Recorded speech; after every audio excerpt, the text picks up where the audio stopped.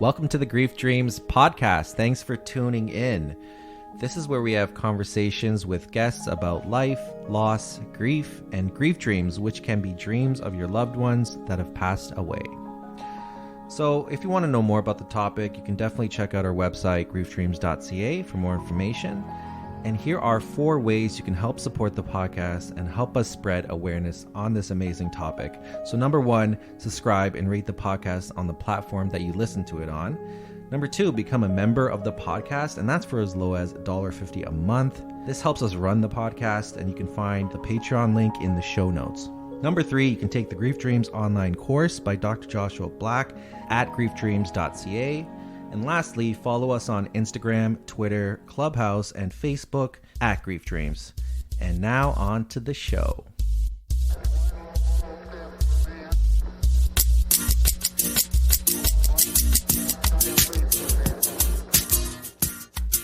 The new beginning. Welcome to the Grief Dreams podcast. This is Sean Ram alongside Dr. Joshua Black. On today's episode, we have with us Zachary Steele. He has been featured by NPR The Atlanta Journal-Constitution, Publishers Weekly, Baby Got Books, Shelf Awareness, Writer Magazine, and was nominated for the Sidewise Award for Alternate Fiction. The Weight of Ashes is his 3rd novel, and currently he is hard at work on his first book in his upcoming fantasy series, The Fallen Hero, for release in 2022. You can follow his ramblings on writing and life at ZacharySteele.com. Zachary, welcome to the podcast. Thanks. I'm glad to be here. I appreciate the invite. What was interesting about your newest book, which I'm kind of excited to talk about, which is The Weight of Ashes, is most people who come on here and want to talk about their book is more of a fictional or nonfiction, which is talking about their journey, how you can help the bereaved in some way. But yours is a fictional book. And I think that's really interesting because that can also help many people based on how it's written. And so I just want to maybe talk about how you got into writing first, and we'll talk about that book next. So what brought you into writing? That we have to go all the way back to my childhood for that one. When I was very, very young, I was an avid reader. And I always cite stories like Charlotte's Web and Tales of a Fourth Grade Nothing as stories that captivated me to the point that I lived in those worlds. And obviously in my mind, it would be quite a story otherwise, but it really taught me a lot about storytelling and gave me a desire to want to learn that. So even as a young child, I remember at 12 writing stories that were, they were stories that represented being 12, but I just loved it so much. I just never wanted to stop. So there's really, we all have multiple passions or loves through life, but there's always been that one, and it's always been writing. I think that's interesting how you said you used to read a lot and that turned into writing. And I remember as a kid, I didn't read at all. I played a lot of sports. And so writing, I look back, I'm I never really wrote anything. And so I think that probably goes hand in hand, right? It does. I will echo that I was very much a sports-oriented kid, and that very first story I wrote was about, being a baseball player going to a championship game. So for me, those worlds kind of merged. I was a very solitary kid and awkward and shy and didn't have much in the way of friends or a social life. So I had plenty of time to read and play sports. And so what got to a point where you said, you know what, I'm going to actually do a book or write as a career? Did you go to school to perfect your writing style? What happened there? The first really terrible book that I wrote, I was in high school, and I still have it, and will never see the light of day. Nobody will read a word of it. But I just through my teen years, I wanted to keep doing it. I wanted to, and I started writing short stories. I got into the short stories of Stephen King and Edgar Allan Poe, and was really much on a horror kick for a while. And I thought short stories, that's what I want to do. But the more I wrote them, the more I wanted to write for them. And it just developed into this desire to write a full manuscript. And I don't know, once I did it, I loved it so much that I wanted to keep doing it. So I started college with the idea of, taking a creative writing track and getting that master's in creative writing like so many writers that I knew had done. But I actually found that going to college hampered my education, so I stopped and started learning things on my own and traveling and seeing the world. And I had this quest to this thirst to always want to learn and to try to be the best at something that I could be. So I don't know, I just absorbed books on writing and read other writers to get, some tips, and then started going to conferences and writing shows and things like that to learn more. So for me, it's always been an individual quest to become a great writer. I think that's interesting how said you went towards school, but then you realized just it wasn't what you needed to fulfill your passions. And I think it's always interesting when people follow their heart, because it does lead you in some unpredictable places that a lot of people would say you're doing the wrong thing. But I think there's something about living in life where you don't really get in school, but you said traveling, having more time to read other books. And could you just talk a little bit about that process a little bit more, and like the benefit that happened to you by traveling and experiencing the world on your writing?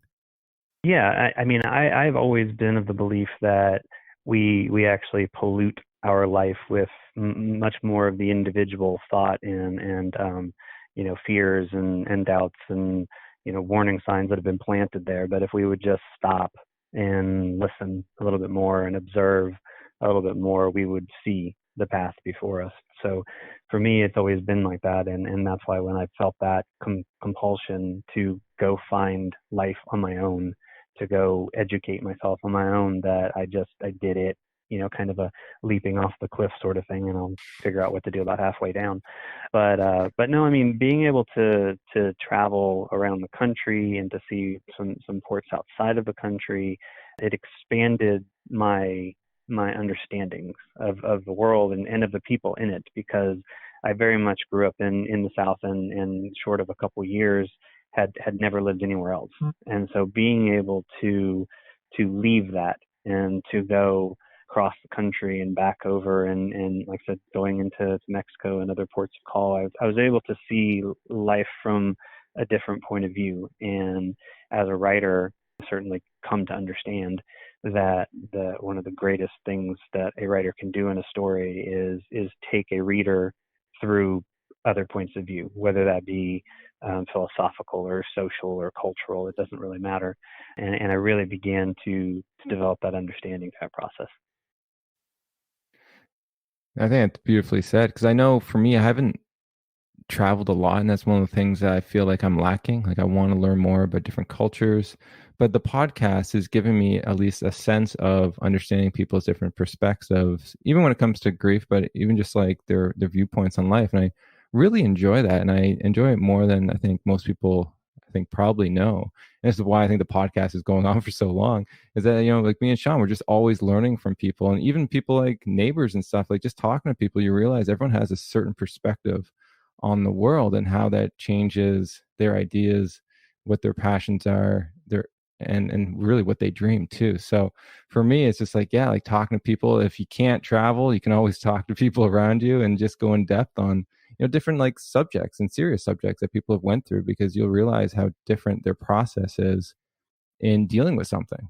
Like when it comes to just the topic of grief, there's just like so many different ways people cope and handle how the circumstances and how that event even happened and what age they were and everything like that, which I think is just fascinating, because my loss was in a certain time with a certain relationship with my father. And it's like, I don't know what happened, what would have been like, if he died of cancer, what would have happened if he died earlier or later, or if it was my best friend that died. A lot of things I've never experienced, but other people have in their own way. And for me, it gives me such a rich set of, I guess, examples in my own mind to be able to sit with people and help people normalize losses in general and what they go through. And so like I see like that's like how I like sort of look at the podcast and the grief stuff. And it's kind of interesting how you wrote on grief. And I think, this is sort of, one of the really exciting things for me is you wrote on a fictional book on like sort of the topic of grief. And I just want to sort of mention, I started thinking about all the different movies, because I'm a big movie buff, right? And a lot of them are based on books. And I always think about how many times someone's death in the story is such an important part of the plot on how someone goes somewhere else. Like John Wick, perfect example. The dog dies, he's out for revenge. They've made 3 books, right. And then you see even superheroes, a lot of it's based on grief, like Spider-Man, Batman. And so, what is it about I guess, do you see that a lot too on people using a death as a way to, I guess, maybe humanize a person but connect with the audience? Yeah, and that last point is honestly, I think, the most important part about connecting. Grief is one of those things that we as human beings share in common. I have sometimes said that I feel like it's the only thing we share in common, but I think that's a bit of an exaggeration. But we all experience grief. We all experience loss, even if that's not a death. We all experience it.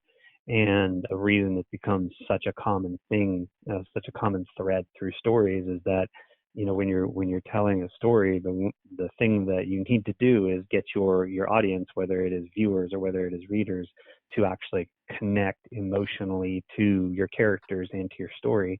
And the way to do that is to find those shared experiences and really, really focus on them. So you go to the John Wick story with the dog, and there wasn't anybody watching that didn't understand what he was feeling or didn't understand why he was motivated to act the way he did afterward. You don't have to explain it any more than digging into the character's feelings, and you will have your readers or viewers connected to them. So I mean, emotional connectivity is vital in any art, whether it's film or book or sculpture or painting or even music. Some of my favorite music is the music that I can emotionally connect to. I think too, when I look at the stories, there's always, right before the death is mentioned, or even like John Wick's wife, there's always a little prelude of love, right? Or why they're so bonded together to, I think, draw the audience in when the death happens. Do you see like that as an important part, is talking about the love and the bond prior to the death happening? I think you can go one of two ways. I mean, generally speaking, you have a story where the relationships are built through the story, and then you experience the loss and the weight of ashes. Actually begin with the loss, and then through a few flashbacks, because the story is about a young boy who loses his older brother, and then he's trying to cope with that and takes extraordinary measures to try to bring his brother back. And in order to do it, I had to start with the death, and then I had to work sort of backwards so that the reader could understand the emotional connection he had to his brother and understand why he was making the choices that he was making and why he was going to the lengths that he was going to. So I think there's definitely room to be able to sort of retroactively build in that connection, but it has to be done. Otherwise, why would we care about the characters and their loss? No, it's so true. I think that's really interesting. He did it through flashbacks. And so let's talk about the book some more. So what got you to want to write this book now? The interesting thing about that is that this isn't the kind of book that I ever thought I would write. I've always been very much the sort of fringe fantasy kind of storyteller, because life is hard enough as it is. We live these kind of things on a daily basis, and I'd rather be able to write about other worlds and other, like, magic and dragons and things like that, because it is an escape for me. But I actually wrote the first page and a half of this, which is almost identical to what it is now, and it was about this car accident, and it was sort of loosely based on one that I had been in as well. And I wrote it, and it struck me, and several other people, publisher reps and agents as well. And so I ended up sitting on it for a year before I ever started writing the actual story. And I found it to be the most emotionally difficult thing that I had ever written. So there was never a time where I sat down and thought, I need to write this challenging, terrible story. But once I started writing it, I couldn't stop. It was like it needed to be told. Wow, that's so interesting. A lot of questions, but I think it would be a good time. Like, so what is the book about for just the listeners? Yeah, my pitch on that is easy. It's a young boy loses his older brother, and he's unwilling to accept the loss. So he enlists the help of his friends to carry his brother's ashes to the witch on Spook Hill to have him resurrected. And the story is about grief and loss and the myriad ways in which people process it. I want to ask, does he get resurrected? I want to know that. Spoilers. No, that's the thing. And this story is told through the lens of a 13-year-old boy. So, you see the world and reality and possibility through his lens. The one of the things that I wanted to build in the story was that question as you go along. His friends have it. He doesn't seem to. He's very certain about this. And I want the reader to question along with him, and his friends. Like, what are we going to find when we get there? Is this a real thing, or what? I'm curious with the character being a teenager. Is the book meant for like teens and children more than adults? Originally, I wanted to write it as a young adult novel, and I thought, using teen characters would certainly allow that. It just felt like a young adult story, but as I had written it and finished it, and once I had a publisher for it through the editing process, they very quickly said, no, this is adult. It's definitely teens can, and I would think even to some degree should read it, because they have that shared experience of being a teen, probably going through a loss and things like that. But it is being published as fiction. Oh, okay, interesting. Because I always thought, like, just when you said, like, oh, like from a teenager's perspective, I can't fully recall. I'm like almost, what am I, 37 now? Like, to think of what I thought of the world back then, I can't even imagine. And so, was it difficult for you to like put yourself back in teenager shoes, or was that something you had fond memories of? I wouldn't say that I had fond memories of my childhood. No. I remember a lot about the sort of innocence and smallness of my perspective. And this particular book I actually wrote takes place in the year 1989, so I am not 37. I'm a little more than that. So I remember, what life was like then as a kid. So I was able to draw on pop culture and stuff like that. But in terms of like the language and the interactions between the kids, I take a lot of that loosely from memory, but also from just watching kids nowadays. I'm observing, and of course reading as well. But what I tried to remember the most about writing from a teenage perspective was just how small my understanding was about life and the fragile nature of it, and the sort of enormity of an event, whatever it happens to be. Whether it's you got punched at school, or whether you've lost somebody, or whatever happens to be, the enormity of that moment, and how you feel like like life can never be good again, sort of thing. We were always kind of trapped in that perspective as kids. I can see you going, like, dressing up as a teen and going back to high school, like 21 Jump Street, just to get some insights into how teens think these days. I don't think that would have gone well for anybody. It would have been a comical thing to see, though.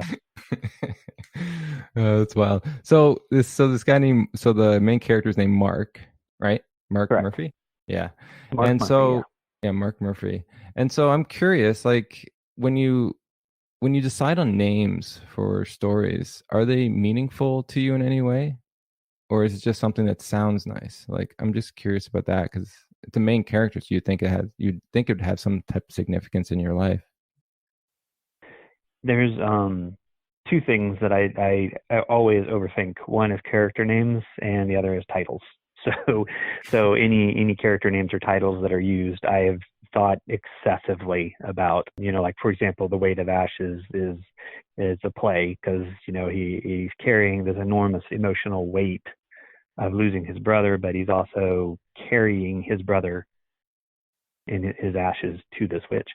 So the names, yes, the last name Murphy, as I was a baseball and still am a baseball fan, grew up an Atlanta Braves fan, and my favorite player was Dale Murphy. And so I wanted the kids to have nicknames for one another, and his was Murph. And I wanted to have his older brother be that kind of older brother that likes to play pranks as well. So, their father was out of the picture when they were very, very young. Mark doesn't even remember him. So his brother always told him that, their father was Dale Murphy. And so that's why I chose Murphy. the Mark part of it, his brother's name is Mitch and his mother's name is Morgan. So I wanted to have this consistent M&M thing going through it, because some families will do that. They'll like, well, my initials are MM, so I want my kids to be MMs. So that's where those names came from. And then there's a character named Gordon, I had a friend named Gordon that I named him after. Yeah, this is actually a great opportunity and a great time to talk about your friend Gordon. He was a very important person in your life. Can you talk more about that? Sure, yeah. As I said, I was a solitary kid. I had spent a lot of time in books and in my bedroom, and the only socializing I did was when I was playing sports. However, I did make one friend, one friend in that small town in Florida that I grew up in, or at least went to through ninth grade, and his name was Gordon. And I met him playing baseball, but then after that he didn't play anymore, and we were just friends and hung out, and I'd go stay with him, and he was a lot of trouble.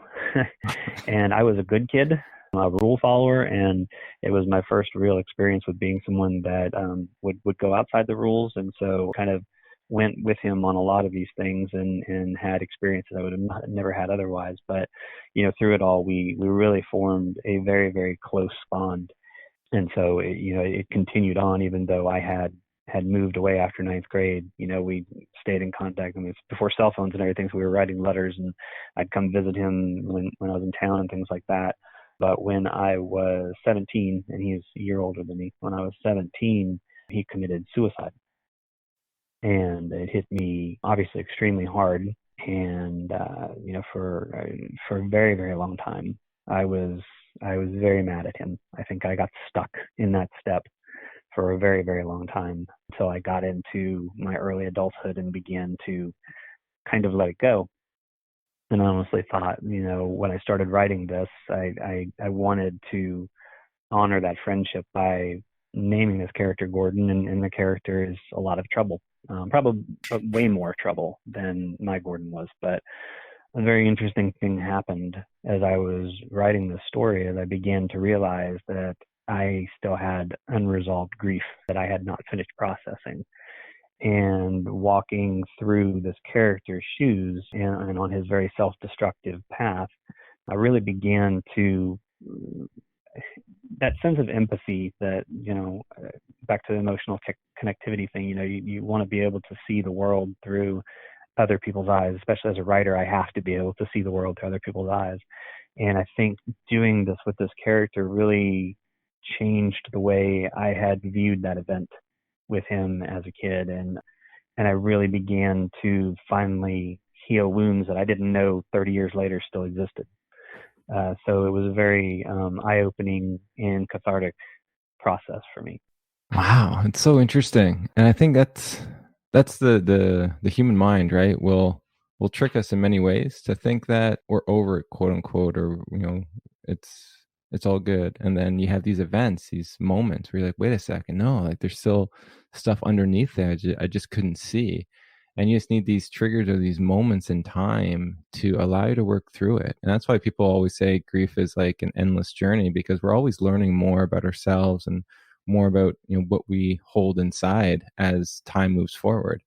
And I think it's interesting, just writing the story really brought a lot of that up. And so could you just go through maybe what some of you said you had anger was one of your biggest issues, and how you worked through that as a kid? And was there anyone that really helped support you? And then I guess now writing the book, what was it that you're able to work through a little bit more? Yeah, I mean, as a kid, and really this kind of transferred into my adulthood, I think that whole solitary life left me sort of internalizing a lot, and being able to talk to people about things or ask for help or anything like that, it was always a very, very difficult challenge, and something I still battle with. So I would say I processed the whole Gordon thing on my own, and it may very well be that that's why I got stuck, because I did not have the experience or the understanding of how to do it. I didn't have that person that would lay the truth out there for me about, death and grief. And I feel like and maybe this is the way it is for most people, is that it was very easy to get stuck in the anger and to want to blame him for leaving me and other people, his family, with this terrible, terrible feeling when maybe we could have helped, sort of thing. As far as how this helped me, writing the book helped me actually process that, I think I just really just come back to it. It helped me to see what a person that was on that trajectory was, what their motivations were, and how quickly things can happen, and how you may not even be planning it, but there's this moment where you feel like all is lost and it's the best option, kind of thing. And I began to see that, perhaps, I'll obviously never know this answer, that perhaps it wasn't something that anybody could have helped. It wasn't something that anybody could have prevented, because it was just something that may have happened in that moment. And I think, again, whether that's the truth or not with him, I think that was enough for me to be able to really come to peace with the choice that he made, and with the fact that, I didn't get to grow up with him as adults and see what he would become, just as he would see what I would become. We didn't get those shared adulthood experiences as childhood friends. I was able to kind of let go of all these things I didn't even realize I was holding on to, because I never really stopped to try to see the world through his point of view. And I think it brought a lot of sadness, and then an incredible peace. I'm so happy that you're able to be able to use your own work to be able to help yourself to work through some of that, because that would have been, you wouldn't care, talk about weight of ashes, that would like the weight of all that would have been with you your whole life, and it would have changed your mood in many different ways without you even realizing. And to have this moment where you can just, you said, like, you can be at peace with it and have compassion for what happened. I love that. And I love hearing you found your way. Like, even so, this is the funny thing. Some people do reach out and they have an easy time. That's just part of who they are. But people who are like more isolated and they do that, as you're saying, well, you're not going to ask for help. So how do you find your way? Like, the body, and I think people will find a way sooner or later. Just like, what is it that connects? And it's amazing how you writing this story really brought that to light, and you're able to work with it in a new way based on maturing and new life experiences that you've been through. And also for you to say, like, it was your main friend. Like, I think a lot of people take for granted, like, a lot of people have, can have many friends, but like, when you're limited to one, like, that provides you, I would think, like, I know, like, when I was growing up, I didn't have a lot of friends.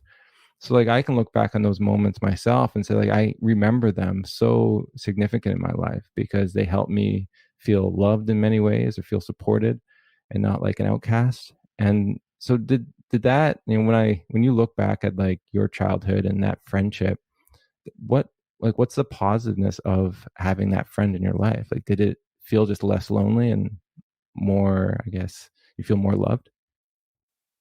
Yeah, I mean, there's definitely that element of it. I think what I've always appreciated out of that friendship that I had with him is that he was so unlike me, and that, I was able to see that you can have a friendship with somebody who your belief systems may not align, whether that's ethically, morality, philosophically, religiously, whatever it is. And we were able to forge this really, really solid, strong friendship, despite the fact that we were two very, very different people. And then I've always had a great amount of gratitude for, even though it towed the line of right and wrong often, the adventures that I had with him, because he was more willing to take risks and more willing to go off seeking fun. Never did any harm to anybody, so it wasn't anything like that. But it gave me a piece of childhood that I wouldn't have had otherwise. The one where you're out and being adventurous and, having these experiences that help define you going forward. I was able to experience things that I wouldn't have if I had just been comfortable with, I'd found a friend who was just like me, and we shared all the same things and the same conservative kind of risk-free approach to childhood. it was an experience that I'm grateful that I had. You're right. Like it was kind of like traveling. It opened your mind to new ideas and to get you outside your box to be able to see the world in a different way. I think it's beautiful. I have, friends like that too to this day, and I love them for it because I'm still learning about the world, and I have my own box that I feel safe and I do certain things, but may not do some other things. But they'll bring me out to try new things, even like food that I wouldn't have. I remember growing up. Just an example. I remember growing up, and all I ate was like fries and burgers, and then I had this individual who brought me to a Vietnamese place. And I was like, I don't know. Like this is burgers and sausages. Like, what is this? And I was so like, I would never have chose it myself. But she said, no, try it. Like, it's safe. Like there's other foods available to you. And then when I went in there and tried some of the food, I couldn't believe it. Like my taste buds were going wild, and I haven't looked back. And I'm trying new foods still to this day. But it was that moment. And it's funny how these little small moments really allow yourself to break some of the fear, I guess, or break some of the boxes we put ourselves in to say, wait a second, like it was safe and it's better than the other food I was having. Like why was I? And you're like, wait, then you start rethinking about your own thoughts. And that's sort of self-reflection is one of the big things for me. So I sit back and I think like, wow, like how did that get in there? Like, why was I so afraid? And then I sort of utilize that for a lot of other things moving forward. So I'm just really happy.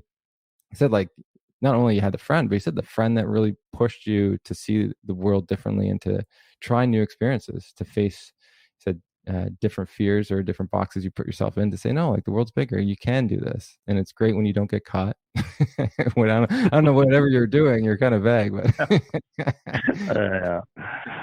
yeah, it wasn't anything serious. I'm talking like, going out and messing with signage to say what we wanted it to say, and sneaking around neighborhoods and just being not like peeking in the windows, just being nosy into people's lives and going out and exploring woods, which for me was not that I was opposed to being out in the woods or anything, but here we are out without adults and no plan, and we don't know where we're going kind of thing. It pushed the boundaries of what I was comfortable with. And, it goes back to like your experience with Vietnamese food is the same thing.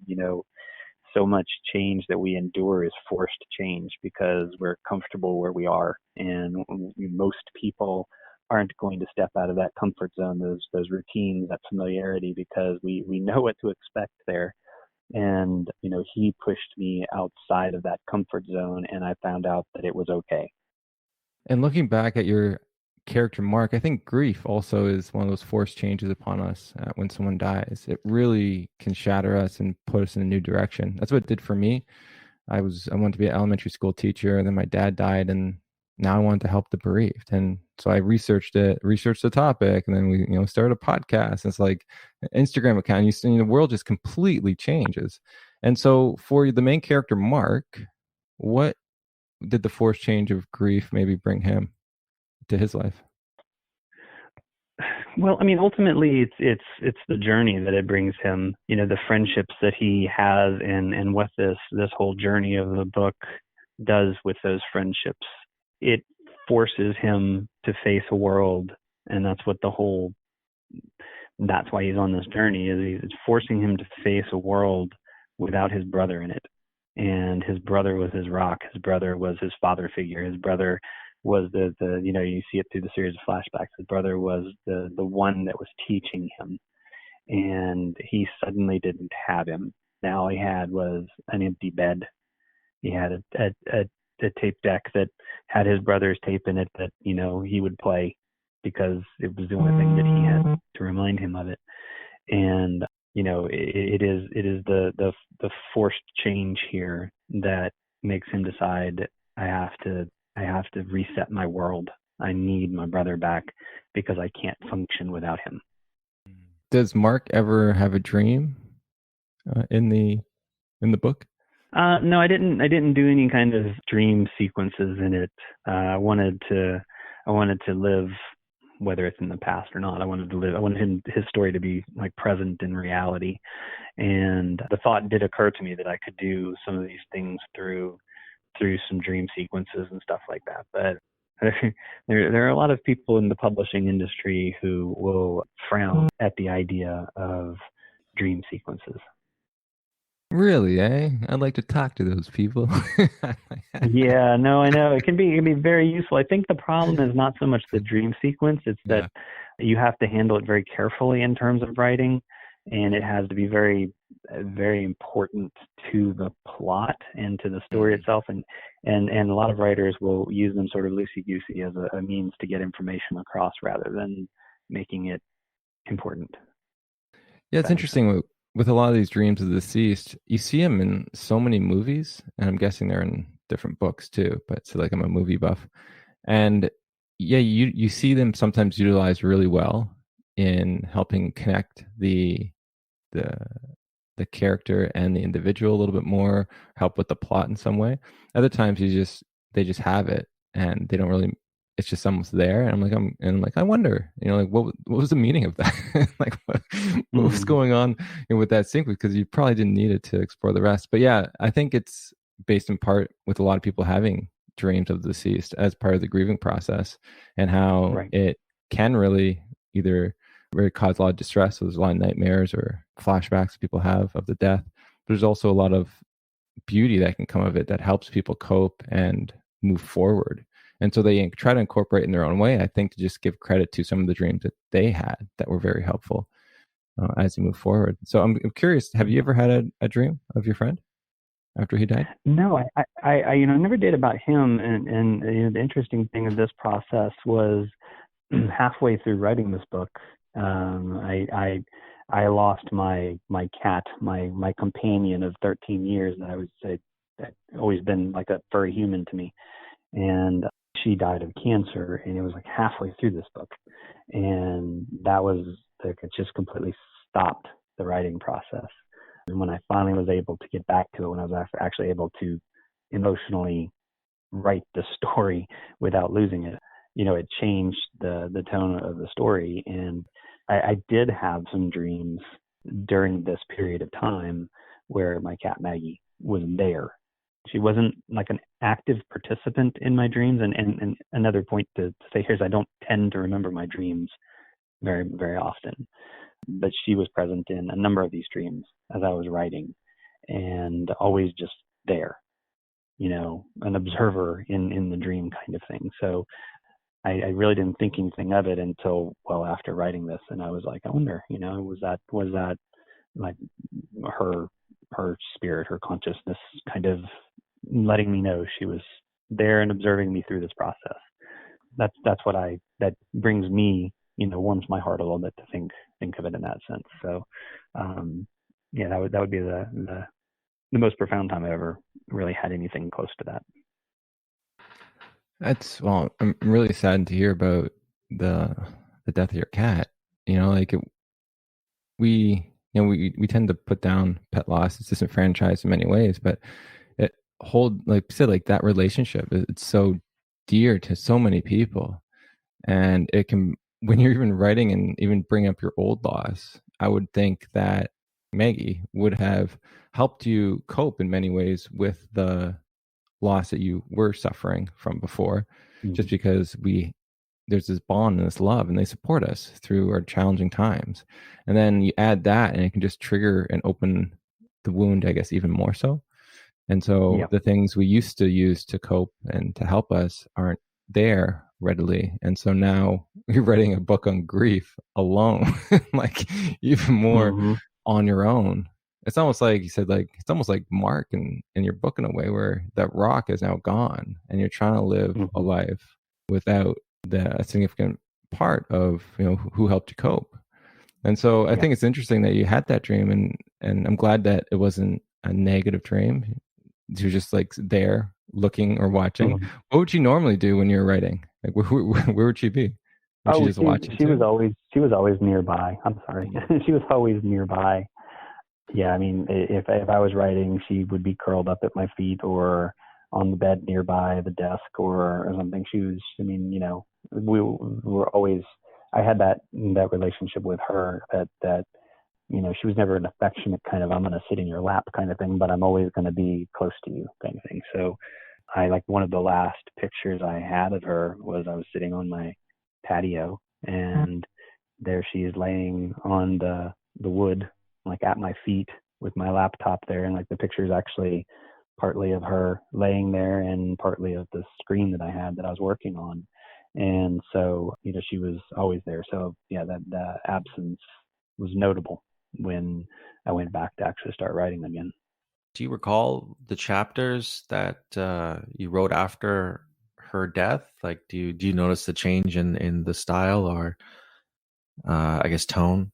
The style, no. I had reached the midpoint of the book, so I was like roughly halfway through, and it's very interesting because the second half of this book is not that there isn't emotional challenge beforehand, but this is where the story evolves and the character is deep in it. And so therefore with this one, the emotional weight of the story is intense.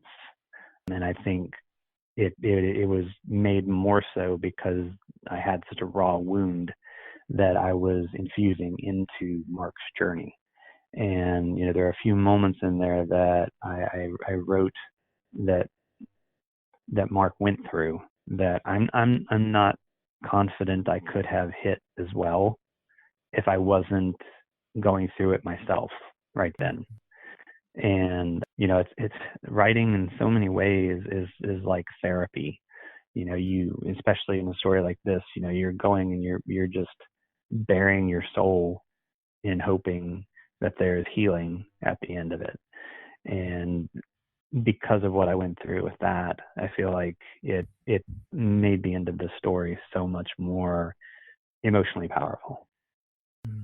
Wow, yeah, that's obviously a super challenge that you had to go through, and to write through that. But also, it's good to hear that it was therapeutic in some way. Do you have do you have memories of where you were when you were writing a certain piece that I guess maybe left a lasting impression or maybe really stuck out to you? Like, do you have those moments where you're like, oh yeah, chapter 9, I was having lunch and looking at the birds outside or something?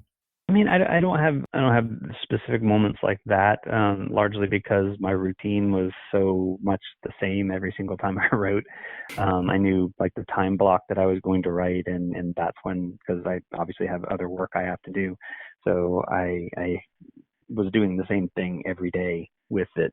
Like for me, it's just the thing that I remember is where I was in the story when Maggie died, and where I started writing again, and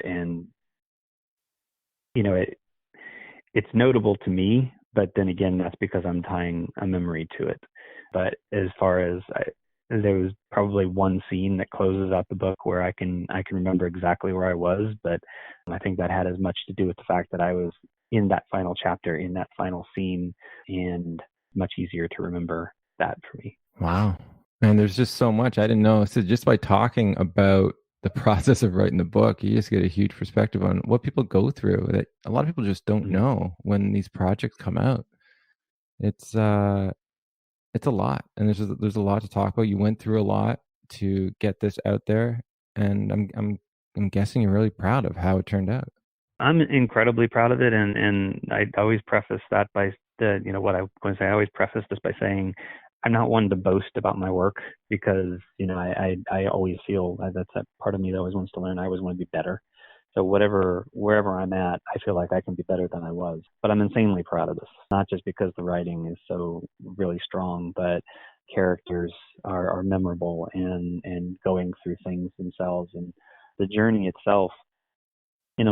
I've written things, the books I'd published before were somewhat satirical, and like the book that I'm going to be working on, the series that I'm going to be working on is straight up fantasy. But there's something about this that is very much approachable for anybody. And I felt like I had my own healing journey in writing it, but that this could be something that helps other people. You were talking before about nonfiction and the differences between that and fiction, but this is a novel but at the same time, I feel like it can offer that sort of self-help approach to processing grief, because you're living through the journey and through the stages with a character, and whether you're pulling for him to resurrect his brother, or hoping that the reality, if it's not going to happen, won't crush him, kind of thing. You're in on that journey, and sharing your own experiences with the character, remembering what you've been through, and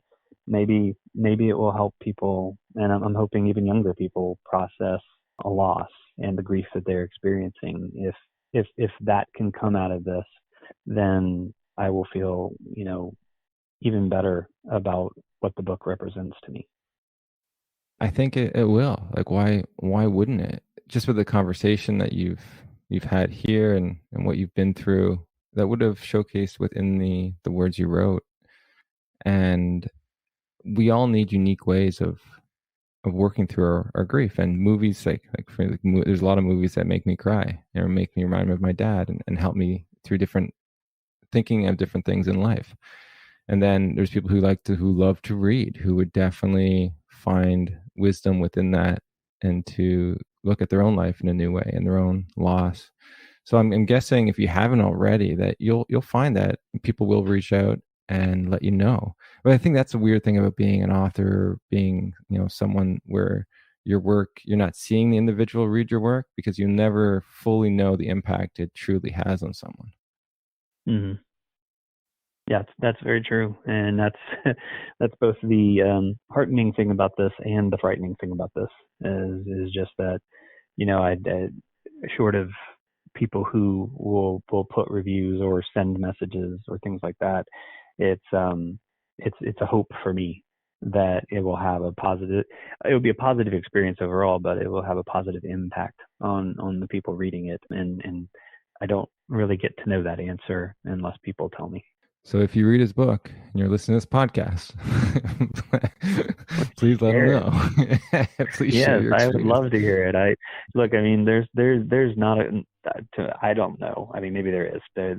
There are not likely to be many writers in this world that won't want to hear somebody's thoughts on their book. Obviously, we always want those thoughts to be positive, but this is such a solitary thing. You spend all this time working on this book. It's a world that's lived in your head, and characters that have lived in your head, and suddenly it's in a package and it's released into the world, and your children have been set free, and you're hoping you hear from them. You're hoping you're hearing positive things about what they're doing. And so yeah, I would love to hear from people who have read this book, but if you've read a book that has affected you positively, but find the author. That I promise you, they're not hard to find anymore on social media or anything. Find them and let them know, because that's what helps push us forward. That's what helps. We all have these stories, but we want them to be received well and to have positive impact on people. And it's great. It's great to hear those stories. All right. So one of our final questions that we like to ask on the podcast is about dreams. So if you could have a dream tonight of your friend who has died, what would that dream look like? I would pick the one with Gordon, and I think for the longest time my answer would have been I would want the dream to be a conversation with him about his choice. But I don't feel like I need to know that anymore. And so I would like to just have a dream about Gordon where we were just being kids. So getting into some trouble. So what kind of trouble you want to get into in your dream? I talk about the trouble part of it, but what I remember more than anything else is in have trigger songs. So like we would listen to music. And so like every time I hear Conga by Miami Sound Machine, for example, that triggers it. But we would play on the Commodore 64. We would just play games. And one of them was like Ultima 3, I think, which this may mean nothing to anybody, but that's okay.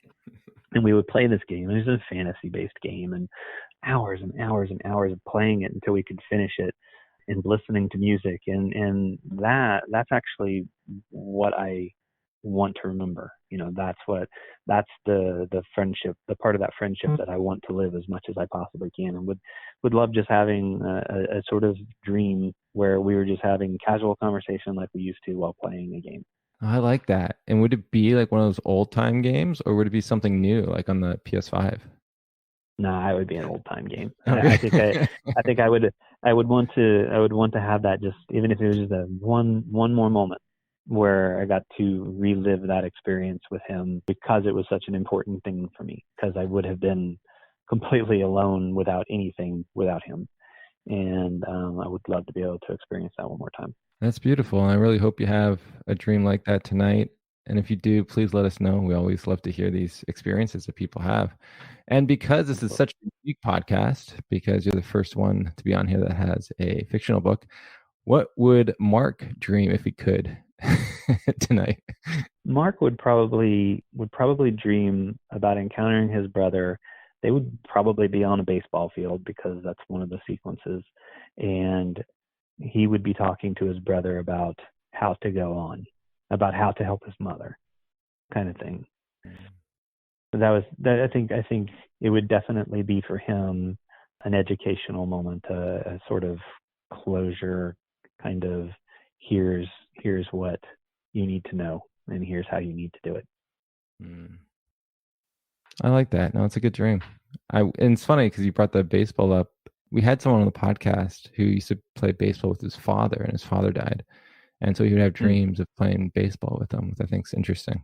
It's the things that connect us, right? Yeah, that's cool. All right. Well, I had a great time chatting with you and talking with you and learning about your story on, how you got into writing, and then also how you processed your loss and how writing was such an important part. And I think for me, that's, writing has never really been that thing that has really helped me, but it's amazing that it's helped you. And for those people who are searching for, how to process your loss, try writing. And I think that's one of those things that, as you said, can help significantly based on who you are and if you like to read. If you don't like to read, I don't know, you might want to make a movie or something.